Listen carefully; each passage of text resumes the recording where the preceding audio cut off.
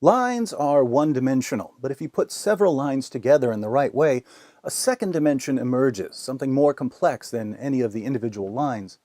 Human beings are complex creatures. We make decisions based on a variety of factors: genetics, upbringing, feelings, beliefs, desires, and so on. Much of what we do can't be explained in terms of one specific factor, so one-dimensional explanations of our behavior are often misguided. Take jihad. What causes jihad? Is it poverty? If so, shouldn't we see jihad among all poor people, whether Muslim or not? Is Islam the cause? If it were, wouldn't everyone who believes in Islam be a jihadist? One-dimensional explanations won't help us understand jihad because it isn't the result of one factor. It's the result of three. If you're missing any of the three factors, the new dimension doesn't emerge. But when all three come together, they form what we'll call the Jihad Triangle. First factor, belief in Islam. To become a jihadist, you have to believe that there is no God but Allah, that Muhammad is his messenger, and that you have access to the commands of Allah and Muhammad. Islam is foundational because if you don't believe in Allah, you're not going to wage jihad for him. You might fight for other things, but it won't be jihad. Second factor, knowledge of what Islam commands. You can believe in Islam without knowing that Allah commands Muslims to fight those who do not believe in Allah, or that Muhammad declared, "I've been ordered to fight people till they say there is no God but Allah." When I quote these passages to westernized Muslims, they generally have no clue what I'm talking about, even though I'm quoting Allah and Muhammad. But the jihadist is familiar with these kinds of passages, so jihadists aren't merely Muslims. They're Muslims who know that they've been commanded to violently subjugate unbelievers. Third factor, obedience. The world is filled with people who choose the path of least resistance, people who do whatever makes them feel most comfortable. But some people are wired differently. They are willing to do whatever they believe is right, regardless of the consequences. You can kill them, they won't back down. This character trait, when combined with certain noble values, gives rise to heroes, men and women who will lay down their lives to help others. But when it's combined with belief in Islam and knowledge of Allah's commands, it results in obedience and a willingness to fight the unbelievers and the hypocrites and be unyielding to them. So belief in Islam by itself doesn't produce jihad. Knowledge of what Islam teaches by itself doesn't produce jihad. Obedience by itself doesn't produce jihad.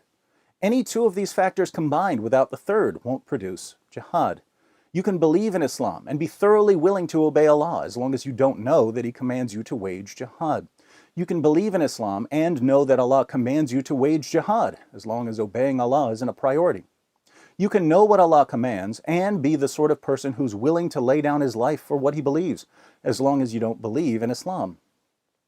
Once we understand that the triangle requires all three sides, we can start to answer some of the more common questions about Islam and violence. For instance, we often hear the question, if Islam is violent, why are there so many peaceful Muslims? Well, most Muslims in the West only have one of the three sides. They have belief in Islam, but they don't know what Islam teaches, and even if you tell them what Islam teaches, they're not going to obey if it's something they don't like. My conversations with westernized Muslims usually go something like this. The Muslim says, "Islam is a religion of peace." I respond by quoting a bunch of passages from the Quran.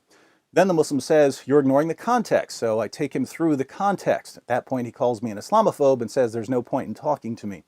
Notice, even when the commands and the context are spread out in front of them, many Muslims simply will not obey. They'll always be one side shy of a triangle. Another common confusion surrounds the issue of radicalization. How many times have we heard, "He was such a polite boy growing up. We don't understand how he ended up with a group like ISIS." It's actually pretty straightforward. You see, either he was raised with one of the three sides, belief in Islam, or he acquired the belief side through conversion. Either way, having the belief side opens the door for the recruiter to start working on the other two sides. You think Allah wants you to live in peace with unbelievers? You got that idea from the unbelievers, not from Allah. Let me show you what Islam really teaches. With the second side firmly in place, the recruiter then shifts his attention to obedience. You think you get to pick and choose which of Allah's commands you obey, as if our religion is some sort of lunch buffet?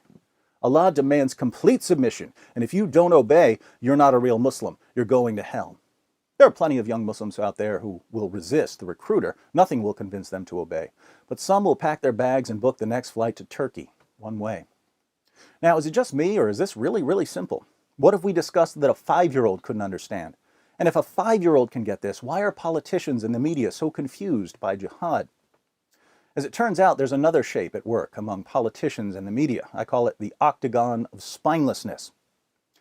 But I think we've discussed enough geometry for one day.